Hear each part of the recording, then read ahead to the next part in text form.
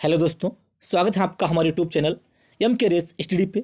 उम्मीद करते हैं सभी लोग स्वस्थ होंगे, बेहतर होंगे और आप सबकी तैयारी अच्छे से चल रही होगी। दोस्तों, आज की क्लास में हम लोग शुरुआत करने वाले हैं एंशिएंट हिस्ट्री, प्राचीन इतिहास, संपूर्ण थ्योरी क्लासेस। इससे बाहर कुछ नहीं, क्योंकि यहाँ पे हम हर एग्ज़ाम को देखते हुए बहुत बेहतरीन कंटेंट के साथ ये क्लासेस कंप्लीट करेंगे। इम्पॉर्टेंट फॉर ऑल एग्ज़ाम, इसमें आपका हर एग्ज़ाम होगा कवर। क्या? हर एग्ज़ाम होगा कवर। आज की क्लास है क्लास फर्स्ट, जिसमें हम लोग RRB NTPC, group D, UPP, UPSI, SSC CGL, CPO, BPSC, UP PCS, UP triple C, etc, जिसमें क्वेश्चन पूछे गए हैं उन सभी को डिस्कस करेंगे अधिक से अधिक बेहतर कंटेंट के साथ। आज की क्लास की शुरुआत होने वाली है, तो इस सीरीज को आप लोग अधिक से अधिक प्यार दीजिएगा। अगर आपको क्लासेस अच्छी लगें, क्लास को लाइक कीजिएगा और अधिक से अधिक हमें सपोर्ट कीजिएगा। मैं बहुत बेहतरीन कंटेंट से क्लासेस को प्रोवाइड करने का कोशिश करूंगा। तो शुरू करते हैं दोस्तों आज की क्लास। शुरू करते हैं दोस्तों बिना देरी किए आज की क्लास। प्राचीन इतिहास, भारतीय इतिहास एवं राष्ट्रीय आंदोलन। प्राचीन भारतीय इतिहास के जो सोर्स रहे हैं उनको आज हम लोग यहाँ से शुरुआत करने वाले हैं। क्या क्या रहे हैं देखते हैं उसके बारे में। भारतीय इतिहास के सोर्सों को 3 शीर्षकों में रख सकते हैं। कितने? भारतीय इतिहास के जो सोर्स हैं उनको हम 3 शीर्षकों में रख सकते हैं। कैसे? फर्स्ट, पुरातात्विक सोर्स, साहित्यिक सोर्स और विदेशी यात्रियों का विवरण। अब हम यहाँ पे देखेंगे कि पुरातत्व क्या होता है। पुरातत्व वह विज्ञान है जिसमें भौतिक अवशेषों के माध्यम से प्राचीन और हाल के मानव अतीत का अध्ययन किया जाता है, उसे कहते हैं पुरातत्व। ठीक है, जो भौतिक अवशेष होते हैं उनके माध्यम से प्राचीन यानी कि पुराने समय के और हाल के मानव अतीत का अध्ययन किया जाता है, उसे कहते हैं पुरातत्व। पुरातात्विक सोर्स क्या होते हैं? देखिए, पुरातात्विक सोर्स क्या क्या हैं? अभिलेख, सिक्के, स्मारक भवन, मूर्तिकला, चित्रकला और अवशेष। पुरातात्विक सोर्सों के अंतर्गत सबसे अधिक महत्वपूर्ण सोर्स अभिलेख हैं। पुरातात्विक सोर्सों के अंतर्गत सबसे अधिक महत्वपूर्ण सोर्स क्या है? वो अभिलेख हैं। जो अभिलेखों का जो अध्ययन होता है उसे कहते हैं एपिग्राफी। उसे कहते हैं अभिलेखों के जो अध्ययन होता है उसे कहते हैं एपिग्राफी। इसके अलावा आपको ध्यान रखना है, जो सिक्कों का जो अध्ययन होता है, सिक्कों के अध्ययन को कहते हैं न्यूमिस्मैटिक्स। सिक्कों के अध्ययन को कहते हैं न्यूमिस्मैटिक्स। ठीक है, पुरातात्विक सोर्सों के अंतर्गत सबसे अधिक महत्वपूर्ण सोर्स अभिलेख होते हैं। अभिलेख पत्थर शिलाओं, स्तंभों, ताम्रपत्रों, दीवारों, प्रतिमाओं एवं मुद्राओं पर उत्कीर्ण किए गए हैं, उन्हें कहते हैं अभिलेख। अभिलेखों का अध्ययन क्या होता है? अभी बताया। अभिलेखों का जो अध्ययन होता है उसे कहते हैं एपिग्राफी। अभिलेखों के अध्ययन को क्या कहते हैं? एपिग्राफी कहते हैं। सबसे प्राचीन अभिलेख अशोक के हैं, जो प्राकृत भाषा में हैं। ठीक है, अशोक मौर्य वंश का शासक था। ठीक है, सबसे प्राचीन अभिलेख अशोक के हैं जो प्राकृत भाषा में हैं। मास्की, गुजरा, नेट्टूर और उडेगोलम अभिलेख में अशोक के नाम का स्पष्ट उल्लेख है। किसमें? मास्की, गुजरा, नेट्टूर और उडेगोलम अभिलेख में अशोक के नाम का स्पष्ट उल्लेख है। अशोक के अन्य अभिलेखों में अशोक के जो अन्य अभिलेख है उसमें उसे देवताओं का प्रियदर्शी राजा कहा गया है, यानी कि देव नाम प्रियदर्शी किसको कहते हैं? तो कहते हैं अशोक को। ठीक है, अशोक के अधिकतर अभिलेख ब्राह्मी लिपि में हैं। कुछ अभिलेख खरोष्ठी एवं अरेमाइक लिपि में लिखे गए हैं। ब्राह्मी लिपि क्या होती है? ब्राह्मी लिपि बाएं से दाएं लिखी जाती है, जबकि खरोष्ठी लिपि दाएं से बाईं ओर लिखी जाती है। ठीक है, ब्राह्मी लिपि क्या होता है? ब्राह्मी लिपि जो होती है बाएं से, जैसे यानी कि जैसे हम पढ़ रहे हैं हम वहाँ जाएंगे। ठीक है, हम वहाँ जाएंगे, इस टाइप से लिखी जाती है। और जो खरोष्ठी लिपि होती है बाएं से दाएं, यह है ब्राह्मी लिपि। और जो खरोष्ठी लिपि होती है वो दाएं से बाएं, इस साइड से दाएं से बाएं। जैसे कि हमने अपना काम किया, इस टाइप से लिखेंगे दाएं से बाएं तरफ। ठीक है, ब्राह्मी लिपि जो होती है बाएं से दाएं लिखी जाती है, जबकि खरोष्टी लिपि जो होती है वो दाईं से बाईं ओर लिखी जाती है। ब्राह्मी लिपि को सबसे पहले 1837 ईस्वी में जेम्स प्रिंसप नामक विद्वान ने पढ़ा था। ठीक है, अब हम देखेंगे पुरातात्विक अभिलेख और उनसे रिलेटेड शासक। अभिलेख, शासक एवं अभिलेख की विशेषताएं क्या हैं, उनको हम लोग अब यहाँ पे डिस्कस करेंगे। सबसे पहले देखेंगे हाथी गुम्फा अभिलेख। कलिंगराज खारवेल का अभिलेख है। ये किसका है? कलिंगराज खारवेल का अभिलेख है। इसी अभिलेख में सर्वप्रथम भारतवर्ष का उल्लेख किया गया है। क्वेश्चन बन सकता है कि सर्वप्रथम भारतवर्ष का उल्लेख किस अभिलेख में किया गया है, तो है वो हाथी गुम्फा अभिलेख। हाथी गुम्फा अभिलेख किस शासक से रिलेटेड है? कलिंगराज खारवेल से। डायरेक्ट क्वेश्चन बन सकते हैं यहाँ से। ठीक है, इसके बाद में देखेंगे जूनागढ़ अभिलेख। जूनागढ़ अभिलेख, इसको गिरनार अभिलेख भी कहते हैं, किस शासक से रिलेटेड है? ये रुद्रदामन का अभिलेख। किसका है? रुद्रदामन का अभिलेख है। यह अभिलेख संस्कृत भाषा में लिखा गया। किसमें? ये अभिलेख संस्कृत भाषा में लिखा गया। किसमें? संस्कृत भाषा में लिखा गया है। इसमें सुदर्शन झील का वर्णन किया गया। इसमें क्या है? सुदर्शन झील का वर्णन किया गया। किस झील का? सुदर्शन झील का वर्णन किया गया है। ठीक है, नेक्स्ट देखेंगे प्रयाग प्रशस्ति। प्रयाग प्रशस्ति, यह अभिलेख समुद्रगुप्त का है, जो अशोक स्तंभ पर उत्कीर्ण है। इस प्रशस्ति में समुद्रगुप्त के विजयों और नीतियों का पूरा विवेचन मिलता है।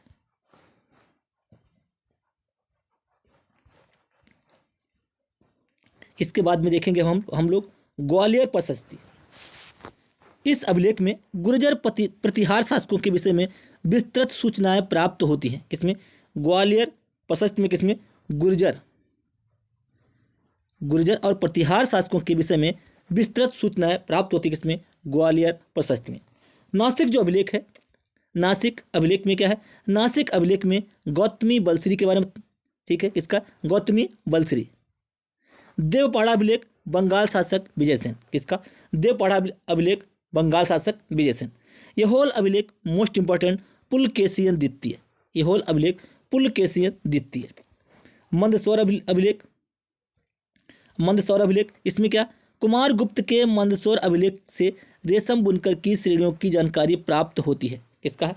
कुमार गुप्त के मंदसौर अभिलेख से रेशम बुनकर की श्रेणियों की जानकारी प्राप्त होती है। भीतरी एवं जूनागढ़ अभिलेख से स्कंदगुप्त यानी कि हूणों पर विजय का विवरण। किसका? हूणों पर विजय का विवरण किसमें? भीतरी एवं जूनागढ़ अभिलेख में मिलता है। बांसखेड़ा एवं मधुबन अभिलेख। बांसखेड़ा एवं मधुबन अभिलेख हर्षवर्धन की उपलब्धियों का वर्णन है। किसमें? बांसखेड़ा एवं मधुबन अभिलेख में हर्षवर्धन की उपलब्धियों का वर्णन है। बालघाट एवं कार्ले अभिलेख क्या है?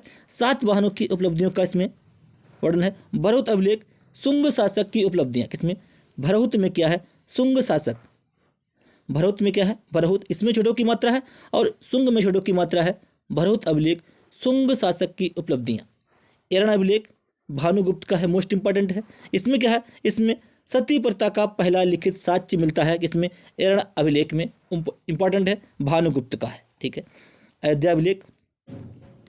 अयोध्या अभिलेख में शुंग शासक की उपलब्धियों के बारे में बताया गया है। अब हम यहाँ पे देखेंगे भूमि अनुदान पर अधिकतर तांबे की चादरों, जो भूमि अनुदान पत्र हैं वो अधिकतर तांबे की चादरों पर उत्कीर्ण है। इसके अलावा नोट, एशिया माइनर क्या है?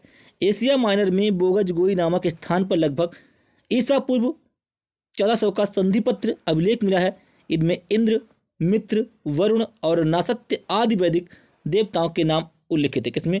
एशिया माइनर के बोगजगोई नामक स्थान पर। ठीक है,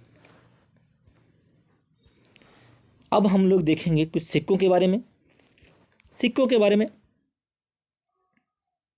सिक्कों का जो अध्ययन होता है क्या कहलाता है? सिक्कों का जो अध्ययन होता है इसे कहते हैं न्यू मिसमैटिक्स। सिक्कों के जो अध्ययन को क्या कहते हैं? उसे कहते हैं न्यू मिसमैटिक। ठीक है, याद रखिएगा। भारत में लगभग 6ठी शताब्दी ईसा पूर्व में पंचमार्क या आहत सिक्के प्राप्त हुए हैं। क्या है? पंचमार्क या आहत सिक्के प्राप्त हुए हैं। आहत सिक्के क्या होते हैं? आहत सिक्के पर किसी प्रकार का लेख उत्कीर्ण नहीं है। किसी प्रकार का लेख उत्कीर्ण नहीं है, इन पर केवल चिन्ह उत्कीर्ण है। आहत क्या होते हैं? इन पर केवल चिन्ह, यानी कि इस टाइप से हमने कुछ बना दिया, कोई चिन्ह बना दिया, लेकिन उस पर लेख उत्कीर्ण नहीं है, उन्हें कहते हैं आहत या पंचमार्क। उम्मीद करते हैं बात समझ में आ रही होगी। सिक्कों को राजाओं के अतिरिक्त व्यापारियों, व्यापारिक श्रेणियों और नगर निगमों ने चालू किया। ठीक है, शक पहलो कुषाण शासकों ने यूनानियों के अनुरूप सिक्के चलाए। किसके अनुरूप? यूनानियों के अनुरूप सिक्के चलाए। भारत में स्वर्ण सिक्के सर्वप्रथम यवन शासकों ने चलाए। किसने? भारत में अगर पूछे भारत में सोने के सिक्के सर्वप्रथम किसने चलाए, तो यवन शासकों ने सबसे पहले स्वर्ण सिक्के चलाए। चांदी के प्राचीनतम सिक्कों को कासार्पण, पूर्ण, धरण, शतमान आदि कहा गया। देखिए, चांदी के प्राचीनतम सिक्कों को कासार्पण, पूर्ण, धरण, शतमान आदि कहा गया। सर्वप्रथम सिक्कों पर लेख लिखवाने का कार्य यवन शासकों ने किया। किसने? सर्वप्रथम सिक्कों पर लेख लिखवाने का कार्य यवन शासकों ने किया। हम लोग एक पेज डिस्कस कर चुके हैं यहाँ पे, यवन शासकों ने किया।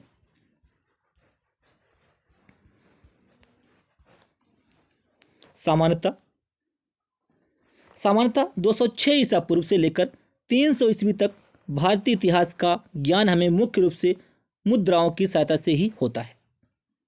मुख्य रूप से मुद्राओं की सहायता से ही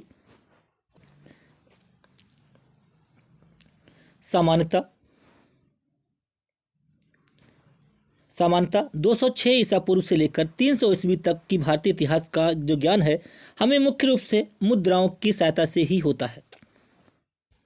मालव, योधे आदि गणराज्यों तथा पांचाल के मित्रवंशी शासकों के विषय में हम मुख्यतः सिक्कों से ज्ञान प्राप्त करते हैं। मालव, योधे आदि गणराज्यों तथा पांचाल के मित्रवंशी शासकों के विषय में हम मुख्यतः सिक्कों से ज्ञान प्राप्त करते हैं।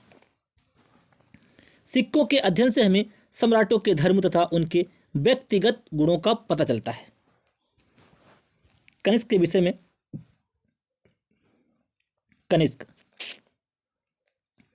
कनिष्क के विषय में सिक्कों से ही पता चलता है कि वह बौद्ध धर्म का अनुयायी था। कौन? कनिष्क। कनिष्क किस धर्म का अनुयायी था? तो बौद्ध धर्म का। समुद्रगुप्त की मुद्राओं से उनके संगीत प्रेमी होने का प्रमाण होता है। उसकी मुद्राओं पर उसे बीड़ा बजाते हुए दिखाया गया। किसको? समुद्रगुप्त को। भारत का नेपोलियन इसको कहते हैं, भारत का नेपोलियन। ठीक है। इंडो सीथियन शासकों के इतिहास के प्रमुख सोर्स क्या है? सिक्के हैं।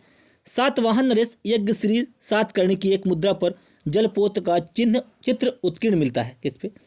सातवाहन नरेश यज्ञश्री सातकर्णी की एक मुद्रा पर जलपोत का चित्र उत्कीर्ण मिलता है। चंद्रगुप्त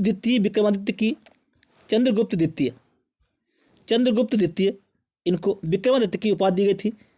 विक्रमादित्य की व्याघ्र शैली की मुद्राओं से उसके शकों पर विजय की जानकारी मिलती है। किसके?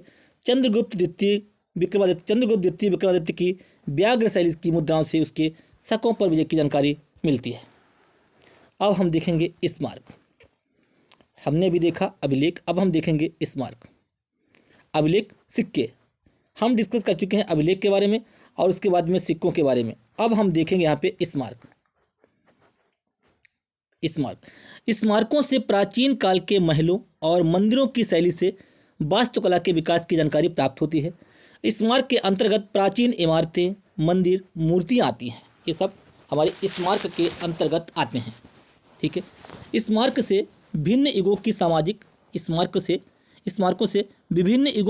सामाजिक, धार्मिक तथा आर्थिक परिस्थितियों का बोध होता है, यानी कि ज्ञान होता है। स्मारकों और भवनों से वास्तुकला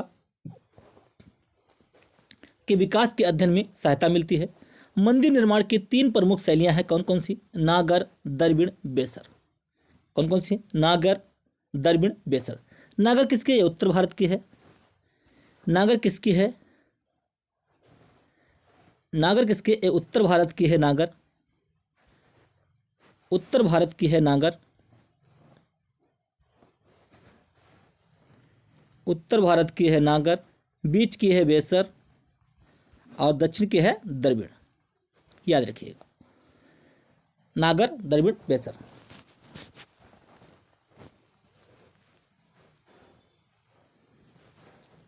पहली कौन सी? उत्तर की है नागर, बीच की है बेसर, फिर है द्रविड़।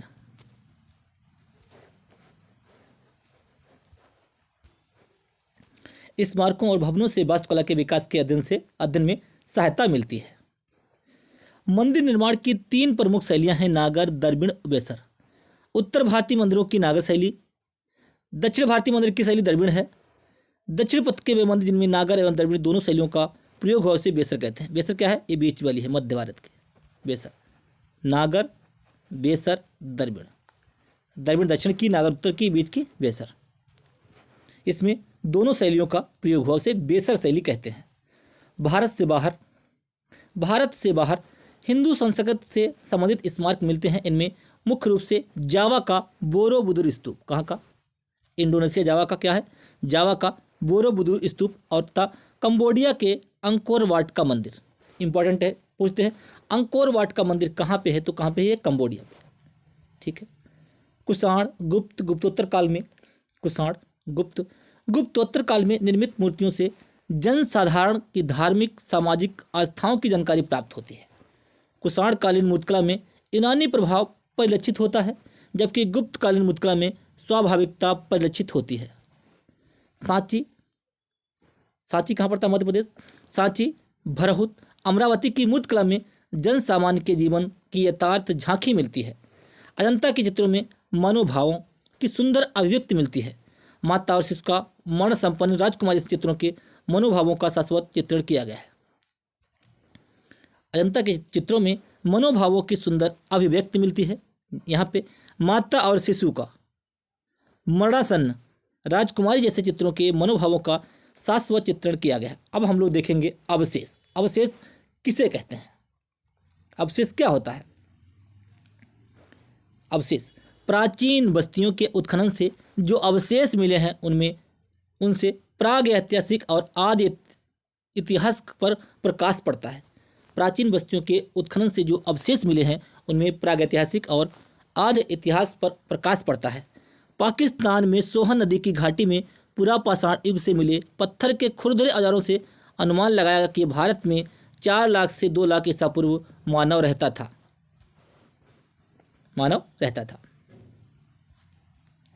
10,000 से 6,000 ईसा पूर्व मानव कृषि कार्य, पशुपालन, कपड़ा बुनना, मिट्टी के बर्तन बनाना तथा पत्थर के चिकने औजार बनाना सीख गया था। गंगा यमुना के दोआब से गेरुए, काले, लाल चित्रित भूरे मृदभांड प्राप्त हुए हैं। मोहनजोदड़ो में 500 से अधिक मोहरें मिली हैं। उसी के आधार पर हड़प्पा संस्कृत के निवासियों के धार्मिक जीवन का अनुमान लगाया गया है। बसाड़ जो है वो प्राचीन वैशाली से 274 मिट्टी की मोहरें मिली थी। उनसे 4वीं शताब्दी ईस्वी में एक श्रेणी का पता चलता है। कौशाम्बी पुरास्थल की खुदाई से उदयन का राजप्रसाद एवं घोषिताराम नामक विहार मिला है। कहाँ से? कौशाम्बी से पुरास्थल की खुदाई से उदयन का राजप्रसाद एवं घोषिताराम नामक विहार मिला है। अब हम देखेंगे क्या है ये अंतर्जी खेड़ा के उत्खनन से पता चलता है कि देश में लोहे का प्रयोग लगभग 1000 ईसा पूर्व में प्रारंभ हो गया था। कहाँ पे? अंतर्जी खेड़ा से लोहे का प्रयोग। दक्षिण भारत के अरिकामेडु नामक पुरास्थल की खुदाई से रोमन सिक्के, दीप का टुकड़ा, बर्तन आदि मिले हैं। कहाँ से मिले? दीप का टुकड़ा, रोमन सिक्के, बर्तन आदि कहाँ से मिले हैं? तो कहाँ है? दक्षिण भारत का अरिकामेडु नामक पुरास्थल। इन अवशेषों से विदित होता है कि ईसा की प्रारंभिक शताब्दियों में रोम तथा दक्षिण भारत के मध्य घनिष्ठ संबंध था। अब हम यहाँ पे देखेंगे साहित्यिक सोर्स। हमने देखे अब तक पुरातात्विक सोर्स, अब हम लोग देखेंगे साहित्यिक सोर्स। सिक्कों के बारे में डिस्कस कर चुके हैं। इसके अलावा हम लोग अभिलेख, सिक्के, स्मारक भवन, इन सब के बारे में डिस्कस कर चुके हैं। अब हम लोग यहाँ पे देखेंगे साहित्यिक सोर्स। साहित्यिक सोर्स क्या देखते हैं? साहित्यिक सोर्स में इसको 3 भागों में यहाँ पे बताया गया है: धार्मिक साहित्य, लौकिक साहित्य और विदेशी यात्रियों का विवरण। धार्मिक साहित्य में क्या है? ब्राह्मण ग्रंथ, वेद, ब्राह्मण ग्रंथ में क्या कहेंगे? वेद, उपनिषद, रामायण, महाभारत, पुराण, स्मृति ग्रंथ, ब्राह्मणोत्तर ग्रंथ, जैन बौद्ध धर्म, जैन बौद्ध ग्रंथ, इसके बारे में। ठीक है।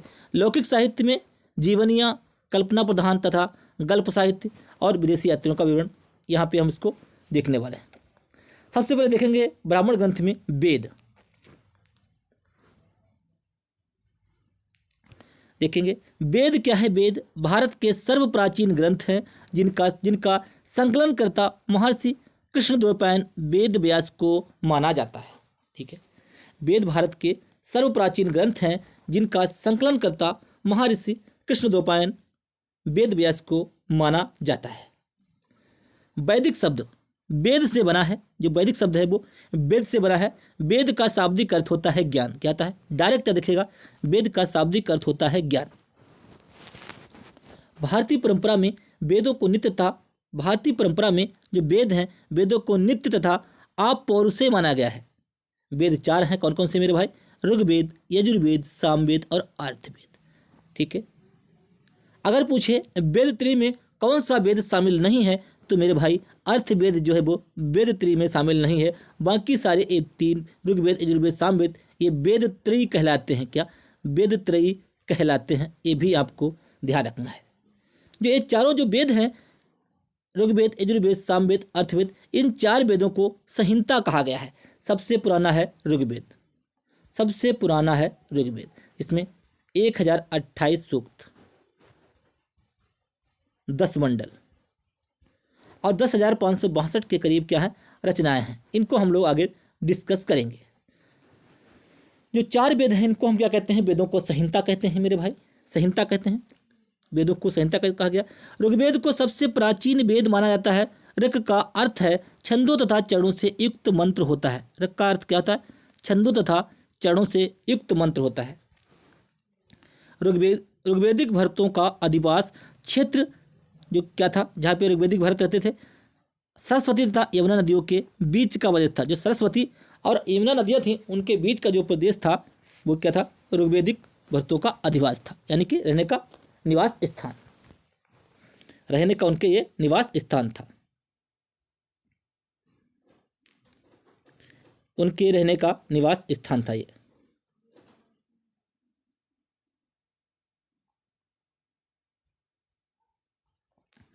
अब हम देखेंगे यजुर्वेद। यजुर्वेद में यजुः शब्द का अर्थ यज्ञ या बलिदान से है। डायरेक्ट यहाँ पे ये क्वेश्चन देखिएगा।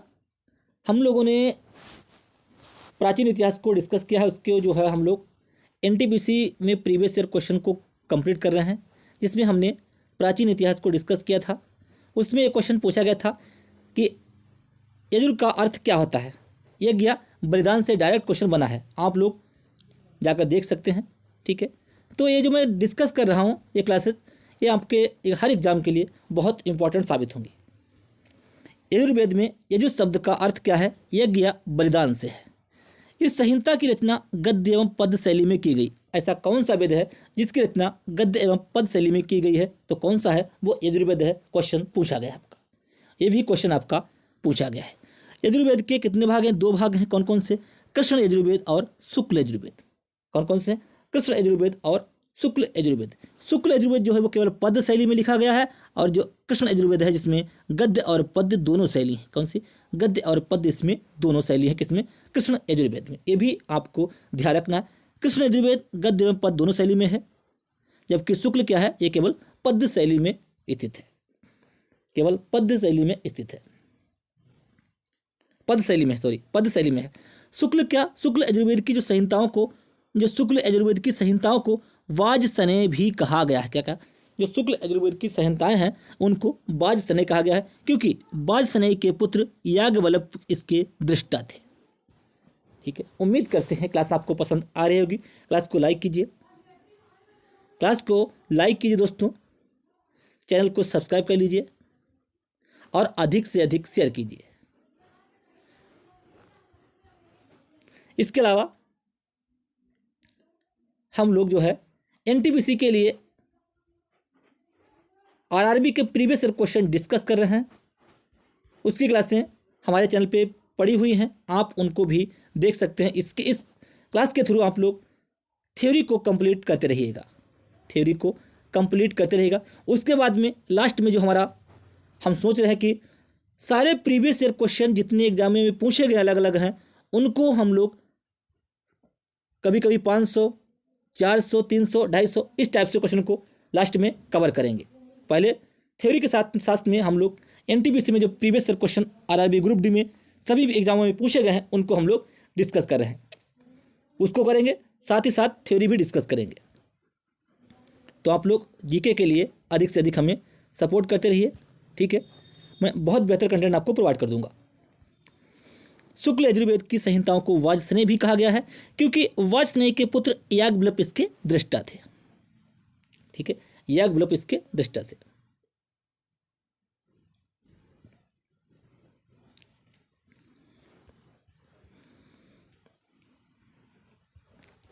अब हम देखेंगे सामवेद। अब हम देखेंगे, क्या देखेंगे? सामवेद।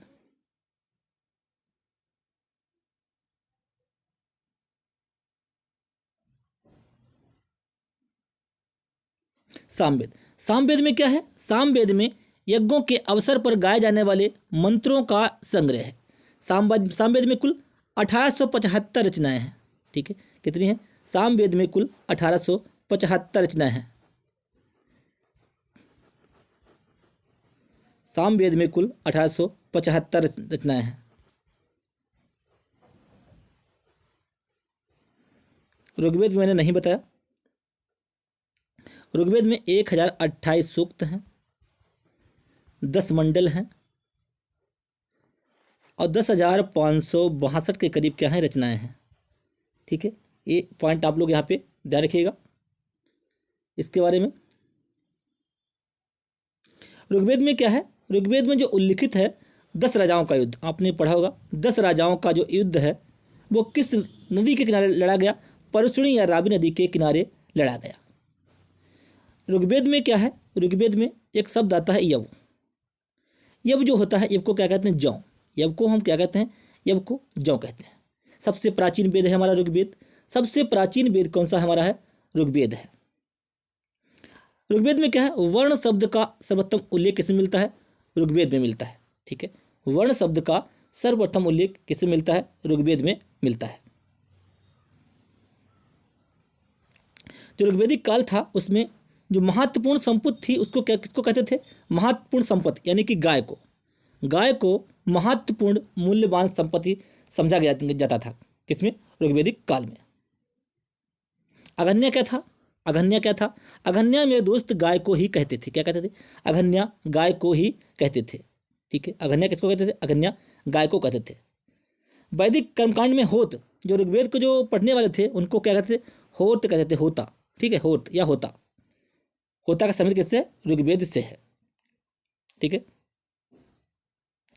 ऋग्वेद में मातेतमा, मातेतमा, देवीतमा, मातेतमा, देवीतमा एवं नदीतमा किसको कहते थे? ये सब किसके नाम है? ये सब सरस्वती नदी के नाम है। किसके?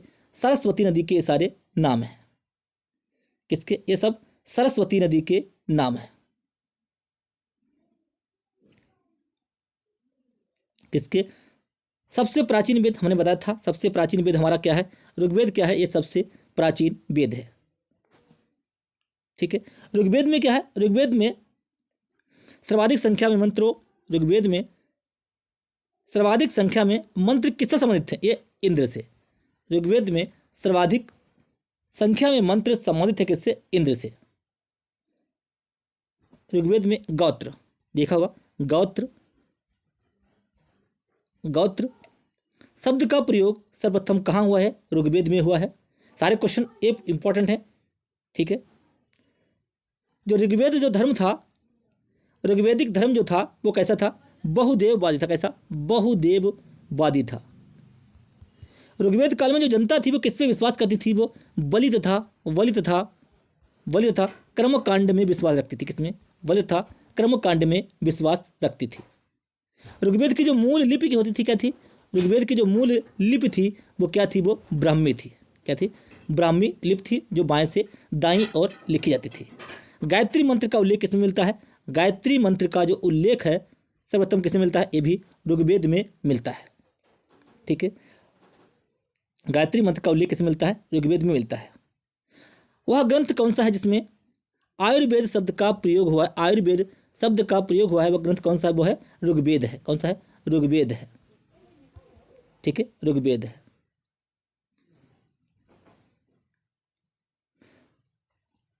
अब हम देखेंगे हम लोग यजुर्वेद। यजुर्वेद में यजु शब्द का अर्थ क्या है? बलिदान से है। यजुर्वेद में यजु शब्द का अर्थ क्या है? बलिदान से है।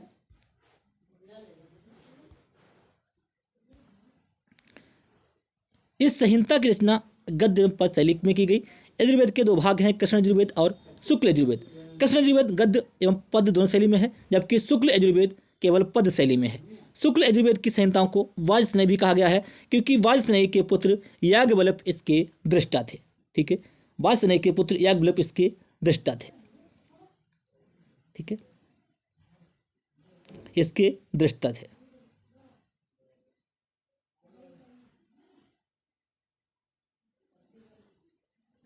इसके दृष्टा थे। अब हम लोग देखेंगे यहाँ पे सामवेद। अब हम लोग देखेंगे सामवेद। सामवेद में यज्ञों के अवसर पर गाए जाने वाले मंत्रों का संग्रह है। किसमें? गाए जाने वाले मंत्रों का। सामवेद में कुल 1875 रचनाएं हैं। कितनी? 1875। इस वेद को भारतीय संगीत का जनक कहा जाता है। सामवेद को जो गाते हैं उसको कहते हैं उद्गाता। उद्गाता। ठीक है, सामवेद के प्रथम दृष्टा वेद व्यास के शिष्य जैमिनी को माना जाता है। किसको? सामवेद के प्रथम दृष्टा वेद व्यास के शिष्य जैमिनी को माना जाता है। किसको माना जाता है?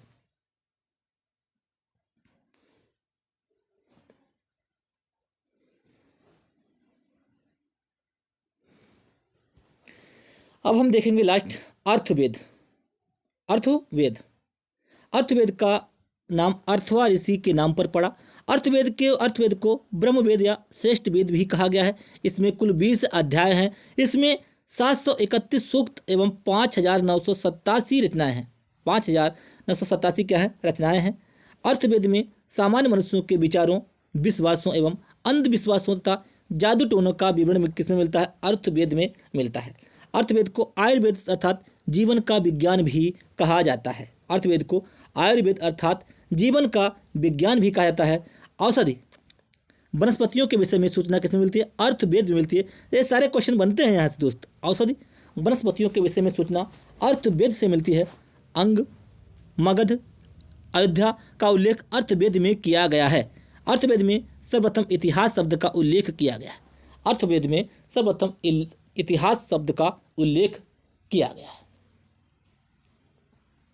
अर्थवेद कितने खंडों का संग्रह है? 20 खंडों का संग्रह है। ठीक है, कितने? 20 खंडों का संग्रह है।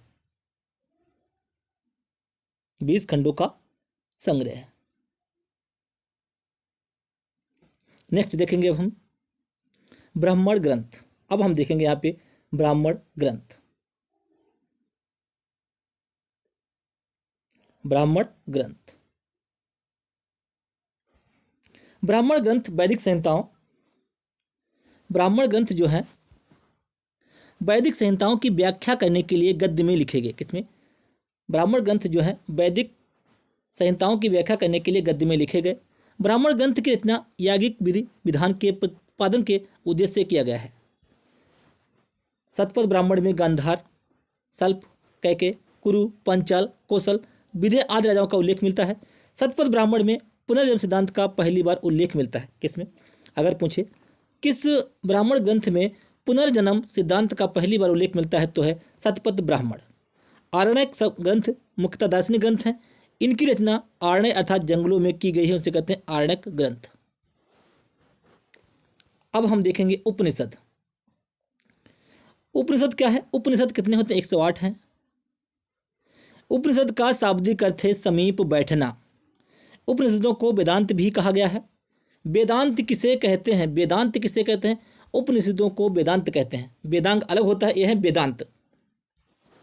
उपनिषद दार्शनिक ग्रंथ हैं जिसका ध्येय ज्ञान की खोज करना है। उपनिषदों की कुल संख्या 108 है, जिसमें 12 उपनिषदों को विशेष महत्व है। श्वेतास्वर उपनिषद में मोक्ष एवं भक्ति शब्द का उल्लेख किया गया है। इसके अलावा आप देखेंगे वेदांग तथा सूत्र। वेदों को भली भांति समझने के लिए 6 वेदांग कितने? 6 वेदांगों की रचना की गई है। यह है शिक्षा, ज्योतिष, निरुक्त, कल्प, छंद। शिक्षा, ज्योतिष, कल्प, निरुक्त, छंद और एक व्याकरण नहीं लिखा है, ठीक है, व्याकरण है, देखिएगा।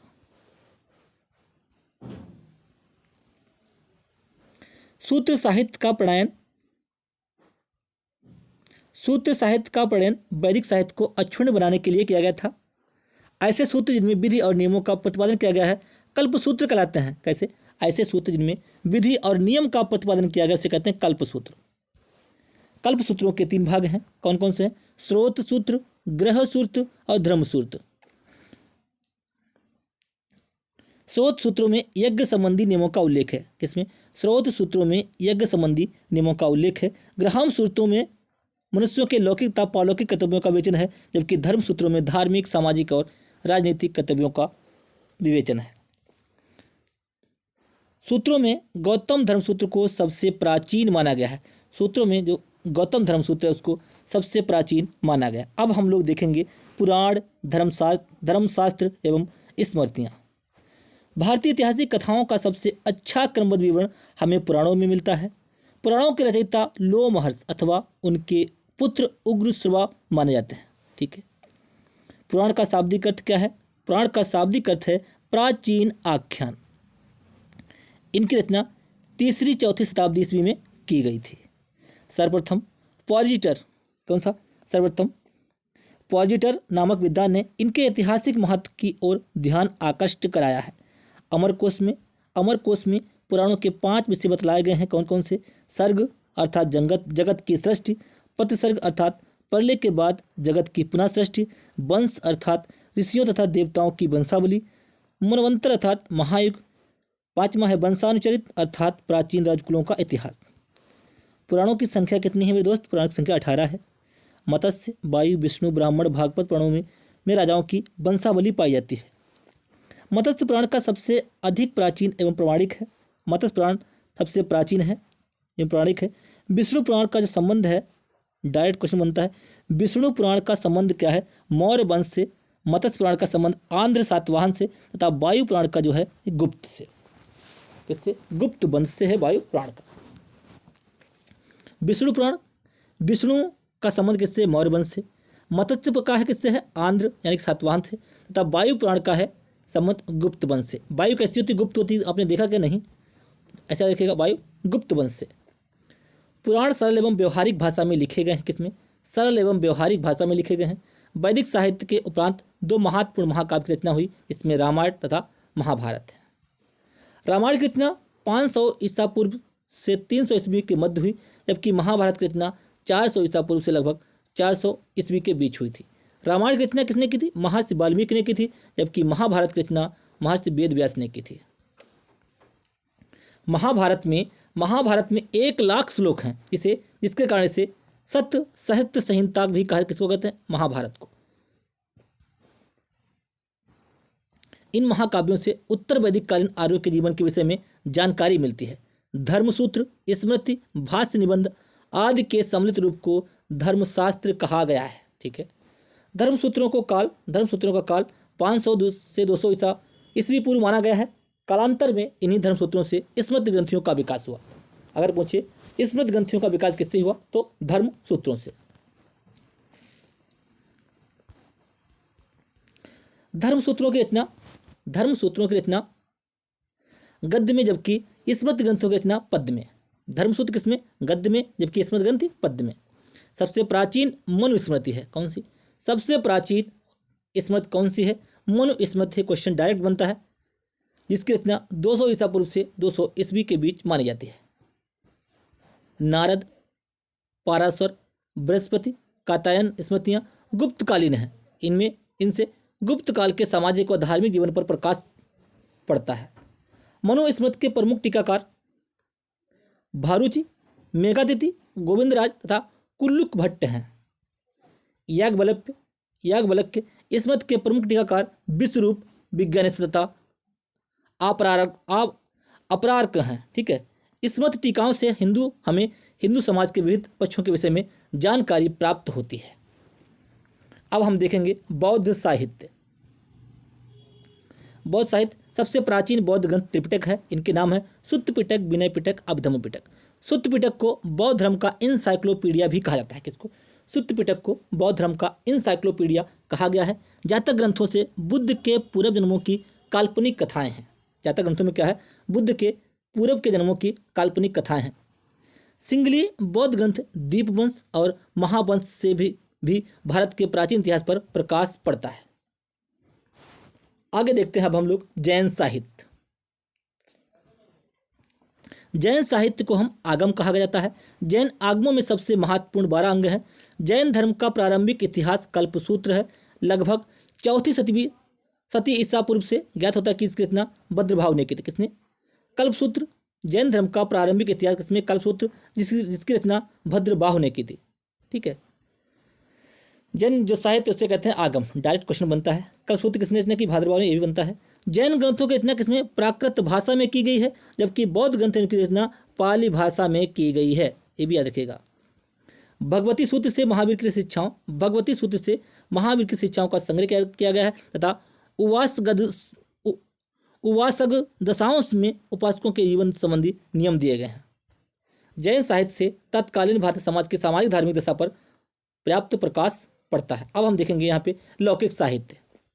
लौकिक साहित्य के अंतर्गत ऐतिहासिक एवं अर्ध साहित्यिक ग्रंथों तथा जीवनियों के विशेष में उल्लेख किया गया जा सकता है। ऐतिहासिक रचनाओं में सर्वप्रथम उल्लेख कौटिल्यकृत अर्थशास्त्र, जो इंपॉर्टेंट होगा, मैं इसको तुरंत बढ़िया तरीके से समझाऊंगा। ऐतिहासिक रचनाओं में सर्वप्रथम उल्लेख कौटिल्यकृत अर्थशास्त्र। अर्थशास्त्र किसने लिखी? कौटिल्य ने। ठीक है, अर्थशास्त्र को भारत का पहला अर्थशास्त्र, जो इसका नाम है, पुस्तक का नाम है अर्थशास्त्र, लेकिन एक इसमें पहला राजनीतिक ग्रंथ है। कैसा ग्रंथ? कैसा है? पहला राजनीतिक ग्रंथ किसको माना था? अर्थशास्त्र को माना है, जिसमें मौर्यकालीन इतिहास एवं राजनीतिक ज्ञान के विषय में महत्वपूर्ण सूचना प्राप्त होती है। अर्थशास्त्र में क्या है? अर्थशास्त्र के लेखक कौन है? कौटिल्य, जिसमें मौर्यकालीन इतिहास राजनीतिक ज्ञान के विषय में महत्वपूर्ण सूचना प्राप्त होती है। कौटिल्यकृत किसने लिखी? अर्थशास्त्र किसने? कौटिल्य ने। पर कामंदक ने नीतिसार नामक टीका लिखा। कौटिल्यकृत अर्थशास्त्र पर कामंदक ने नीतिसार नामक टीका लिखा।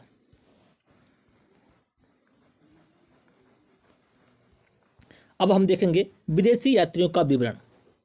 यूरोपीय और रोमन लेखक, चीनी लेखक, अरब के लेखक, ये सब क्या हैं? ये विदेशी यात्री हैं। ठीक है, कहाँ से आए थे? यूनान और रोम के लेखकों को सबसे प्राचीन हेरोडोट्स और टीसीएस का वृत्तांत है। किसका? यूनान और रोम के लेखकों में सबसे प्राचीन हेरोडोट्स और टीसीएस का वृत्तांत है। टेसियस ईरान का राजवैद्य था। कौन था? टेसियस जो था वो ईरान का राजवैद्य था। हेरोडोट्स को इतिहास का पिता कहा जाता है। उसने अपनी पुस्तक हिस्टोरिका, बहुत इंपॉर्टेंट है, 5वीं शताब्दी ईसा पूर्व में भारत फारस के संबंधों का वर्णन किया। किसका? भारत और फारस के संबंधों का वर्णन किया। किसने? हेरोडोट्स ने। पुस्तक हिस्टोरिका। सिकंदर के समकालीन लेखक जो थे, कौन थे? नियार्कस, आनेसिक्रिटस, अरिस्टोबुलस के विवरण अपेक्षाकृत अधिक प्रमाणिक एवं विश्वसनीय है। सिकंदर के पश्चात 3 यूनानी राजदूत मेगास्थनीज, डायमेकस तथा डायनोसियस पाटलिपुत्र के मौर्य दरबार में आए थे। इंडिका नामक पुस्तक इंडिका नाम किसने लिखी? मेगास्थनीज। इंडिका नामक पुस्तक में मौर्य युगीन समाज की एवं संस्कृत, किसके? मौर्य युगीन समाज एवं संस्कृत के विषय में जानकारी मिलती है। टालमी ने 2वीं शताब्दी में भारत का भूगोल लिखा। भारत का भूगोल किसने लिखा? तो किसने लिखा मेरे भाई? टालमी ने। प्लिनी ने क्या लिखी? प्लिनी ने नेचुरल हिस्ट्री नामक पुस्तक लिखी। इसमें भारतीय पशुओं, पेड़ों, खनिज पदार्थों आदि का ज्ञान प्राप्त होता है। किसमें? नेचुरल हिस्ट्री में। पेरिप्लस ऑफ द इरिथेंसी नामक पुस्तक के लेखक के बारे में जानकारी नहीं है। कौन सी पुस्तक? पेरिप्लस ऑफ द इरिथ्रियन सी नामक पुस्तक के लेखक में बारे में जानकारी नहीं है। वह 80 ईस्वी के लगभग हिंद महासागर की यात्रा पर आया था। उसने भारतीय बंदरगाहों और व्यापारिक वस्तुओं के बारे में जानकारी दी है। अब हम देखेंगे चीनी लेखक। चीनी जो थे, चीनी यात्री बौद्ध मत अनुयायी थे तथा भारत में बौद्ध तीर्थ स्थानों की यात्रा तथा बौद्ध धर्म के विषय में जानकारी प्राप्त करने के लिए आए थे। चीनी बौद्ध यात्री भारत को इंतु, जो चीन के जो बौद्ध यात्री थे वो भारत को क्या कहते थे? भारत को इंतु के नाम से पुकारते थे। इंतु के नाम से भारत को पुकारते थे चीनी बौद्ध यात्री। ह्वेनसांग ये चीन का था। ह्वेनसांग 7वीं सदी में हर्षवर्धन के शासनकाल में भारत आया था। वह 16 वर्षों तक भारत में रहा तथा 6 वर्षों तक नालंदा विश्वविद्यालय में रहकर शिक्षा ग्रहण किया। किसने? ह्वेनसांग ने। ह्वेनसांग का जो यात्रा वृत्तांत है उसे क्या है? सी युकी जो है ह्वेनसांग का यात्रा वृत्तांत है, जिसमें 138 देशों का विवरण मिलता है। अब हम देखेंगे चीनी लेखक इत्सिंग। इत्सिंग जो था 7वीं शताब्दी के अंत में भारत आया। उसने नालंदा विश्वविद्यालय एवं विक्रमशिला विश्वविद्यालय एवं भारतीयों की वेशभूषा तथा खान पान आदि के विषय में लिखा है। किसने? इत्सिंग ने। अब आगे देखेंगे लेखक मातवान लिन के विवरण से हर्ष के पूर्वी अभियान के विषय में सूचना मिलती है तथा चाउ जू कुआं चोलों के संदर्भ में सूचना देता है। कौन? मातवान लिन। मातवान लिन के विषय में मातवान लिन के विवरण से हर्ष के पूर्वी अभियान के विषय में जानकारी मिलती है तथा चाउ जू कुआं चोलों के संदर्भ में सूचना देता है। ये पॉइंट आपको ध्यान रखने इंपॉर्टेंट है। आज की जो हमारी क्लास है लगभग 46 मिनट की हो चुकी है, जिसमें हमने अवशेष, अभिलेख, बहुत से ब्राह्मण ग्रंथ वगैरह डिस्कस किए। तो इसके यहाँ पे हम लोग जो नेक्स्ट हमारी क्लास होगी उसको हम लोग प्राग ऐतिहासिक काल से डिस्कस करेंगे। ठीक है, कुछ देर कुछ महत्वपूर्ण पॉइंट उनको मैं यहाँ पे डिस्कस कर देता हूँ क्वेश्चनों के माध्यम से। देखिए,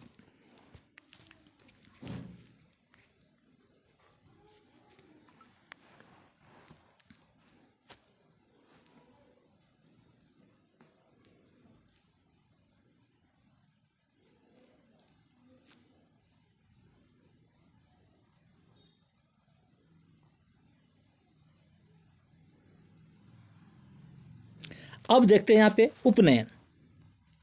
उपनयन समारोह से तात्पर्य क्या है? बच्चे को पवित्र जनेऊ धारण कराता है। उपनयन क्या होता है? बच्चे को पवित्र जनेऊ धारण कराया जाता है। ये क्वेश्चन आपका गणना पर्यवेक्षक में पूछा गया है। ठीक है, वैदिक काल में जो स्त्रियों की जो स्थिति कैसी थी? जो वैदिक काल जो था, वैदिक काल में जो स्त्रियां थीं, वैदिक काल में स्त्रियों की स्थिति कैसी थी?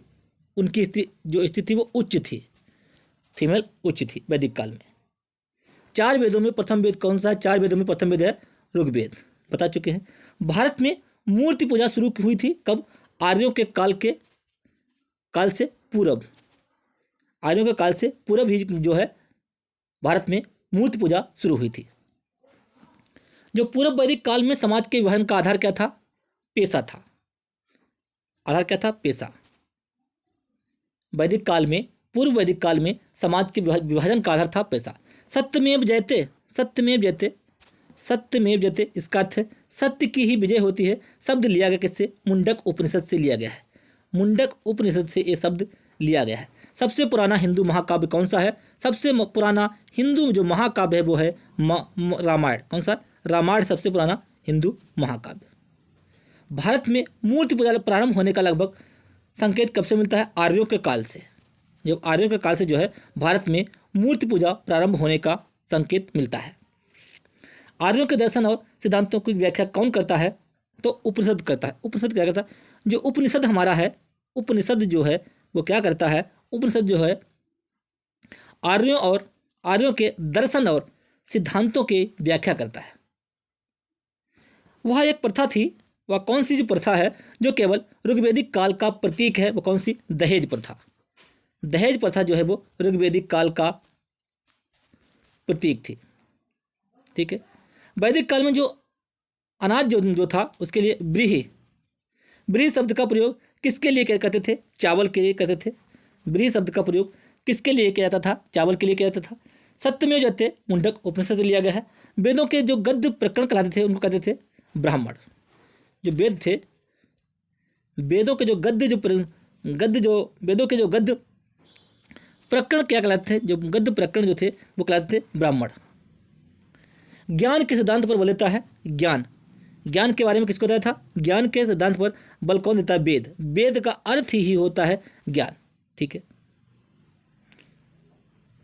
ऋग्वेद में किस देवता की सर्वाधिक महत्ता का वर्णन है? ऋग्वेद में इंद्र देवता की सर्वाधिक महत्ता का वर्णन है। प्राचीनतम वेद ऋग्वेद है और भारतीय पुरातन ग्रंथ जिसमें अपराध और अपराधी का जिक्र आता है। कौन सा पुरातन ग्रंथ है जिसमें अपराध और अपराधी का जिक्र आता है? अर्थशास्त्र, मनुस्मृति और न्याय मीमांसा, जिसमें अपराध और अपराधी का जिक्र आता है।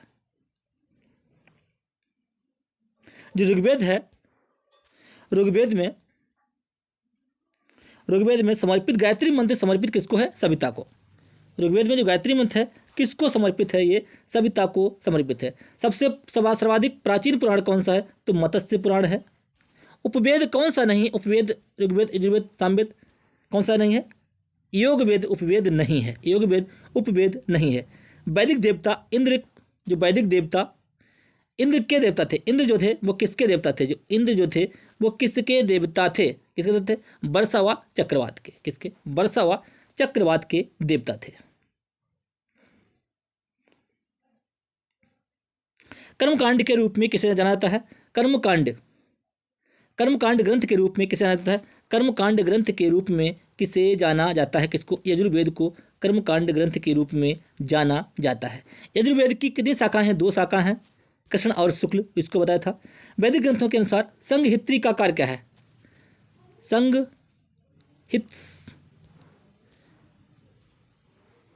वैदिक काल में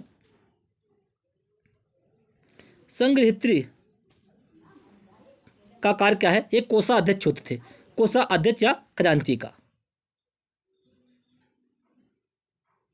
ब्रह्मा जो थे उनको देवता का सर्जनकर्ता माना जाता, देवता का सर्जनकर्ता माना जाता था। ऋग्वेद में सबसे अधिक रचनाएं हैं 10,562।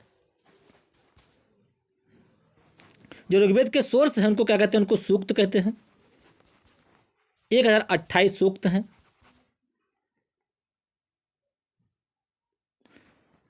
ठीक है। सबको हम लोग यहाँ पे डिस्कस कर चुके हैं अधिक से अधिक। उम्मीद करते हैं क्लास आपको पसंद आई होगी। क्लास को लाइक कीजिए, शेयर कीजिए। यदि आप चैनल पे पहली बार है तो बेल आइकन दबा लीजिए, जिससे कि मैं जो वीडियो अपलोड करूँ आपको प्रॉपर नोटिफिकेशन मिलता रहे। कल की क्लास में हम लोग डिस्कस करेंगे प्राग ऐतिहासिक काल। यहाँ से कल हम शुरुआत करेंगे प्राग ऐतिहासिक काल से। ठीक है। जिसमें हम लोग पाषाण काल वगैरह, पूरा पाषाण काल, ठीक है, ये सारे क्वेश्चन SSCP में वगैरह पूछे गए हैं, इनको डिस्कस करेंगे। ये कल हम लोग पढ़ने वाले हैं। NTPC में भीमबेटका, मध्य प्रदेश रायसेन जिले में, ये इसको डिस्कस करेंगे। ये सब डिस्कस करेंगे। तो क्लास को प्लीज़ अधिक से अधिक लाइक कीजिए, चैनल को सब्सक्राइब कर लीजिए। धन्यवाद।